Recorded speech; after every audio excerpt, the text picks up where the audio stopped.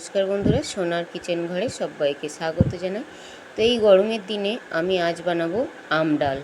এই হালকা হালকা খাবারগুলো শরীরের জন্যও ভালো আর খেতেও কিন্তু খুবই ভালো লাগে।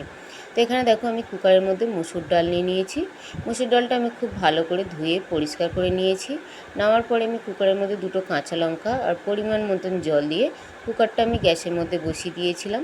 আর এখানে দেখো ডালটা কিন্তু সিদ্ধ হয়ে গেছে, আর খুব বেশি কিন্তু গলা গলা করে আমি সিদ্ধ করিনি, ডালটা কিন্তু একটু গোটা গোটা আছে। এবার এই ডালের মধ্যে আমি জল দিয়ে দেবো।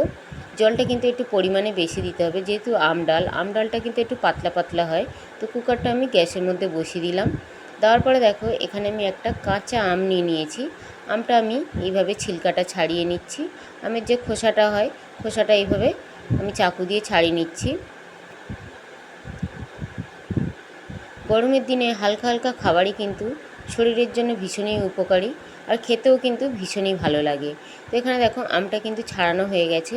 এবার আমি আমটা মাঝখান দিয়ে দু টুকরো করে নিলাম। আমের মাঝখানে একটা দানা থাকে, যেটা বীজ বলে, দানাটা আমি বাদ দিলাম। দিয়ে এইভাবে আমি লম্বা লম্বা করে কেটে নিলাম। আমটা আমি এইভাবে লম্বা লম্বা করে কেটে নিলাম। পুরো আমটা আমি এইভাবে লম্বা লম্বা করে কেটে নেব। তো এখানে দেখো আমটা কিন্তু পুরো কাটা হয়ে গেছে।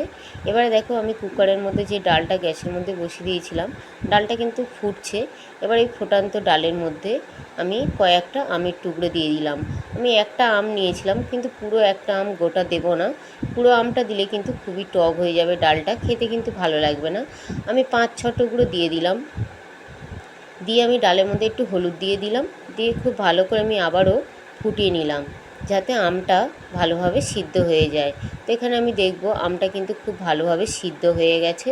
এবারে আমি আর ডালটা ফোটাবো না, আমি এবারে গ্যাসটা বন্ধ করে দেবো। এখানে দেখো আমটা কিন্তু খুব ভালোভাবে সিদ্ধ হয়ে গেছে।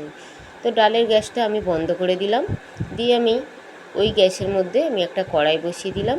কড়াইয়ের মধ্যে আমি অল্প পরিমাণে একটু সর্ষের তেল দিয়ে দিলাম। এই আম ডালের জন্য কিন্তু সর্ষের তেলটাই ভালো। তো আমি একটু সর্ষের তেল দিয়ে দিলাম, আর খুবই সামান্য পরিমাণে সর্ষের তেলটা দিলাম। আর দুটো শুকনো লঙ্কা আমি হালকা করে একটু করে ফাটিয়ে দিয়ে দিলাম। আর একটু আমি 5 ফোড়ন দিয়ে দিলাম। 5 ফোড়ন আর শুকনো লঙ্কাটা আমি একটু ভাজা ভাজা করে নেব, যতক্ষণ না 5 ফোড়ন থেকে একটা সুন্দর গন্ধ বেরোয়। তো 5 ফোড়নটা দেখো ভাজা হয়ে গেছে। এবার এই 5 ফোড়নের মধ্যে আমি আম ডালটা দিয়ে দিলাম। আম ডালটা দিয়ে আবার আমি খুব ভালো করে মিশিয়ে নিলাম। নেওয়ার পরে এই ডালের মধ্যে আমি স্বাদ অনুযায়ী নুন দিয়ে দিলাম, আর অল্প পরিমাণে একটু আমি চিনি দিয়ে দিলাম। যেহেতু এটা আম ডাল, একটু চিনি না দিলে ভালো লাগবে না, যেহেতু টক আছে। তো হালকা একটু চিনি দিলে খেতে কিন্তু ভীষণই ভালো লাগে এই আম ডালটা। তো চিনি আর নুনটা দিয়ে আমি খুব ভালো করে ফুটিয়ে নিলাম এই আম ডালটা। এখানে দেখো কত সুন্দরভাবে ফুটে গেছে। গরমের দিনে এইরকম আম ডাল থাকলে ভাতের সঙ্গে কিন্তু ভীষণই ভালো লাগে। আম ডালটা পুরো রেডি হয়ে গেছে। এবারে আম ডালটা আমি নামিয়ে নেব। তো এই আম ডালটা দেখো কত সুন্দর হয়ে গেছে, আর কত সুন্দর খেতে লাগে। তোমরাও বাড়িতে এইভাবে একবার বানিয়ে খেয়ে দেখো, আশা করি ভীষণ ভীষণ ভালো লাগবে। এই গরমকালে তো ভীষণই ভালো লাগবে। তো এই আম ডালের রেসিপি তোমাদের ভালো লাগলে কমেন্ট করো, লাইক শেয়ার সাবস্ক্রাইব করে আমার পাশে থেকো।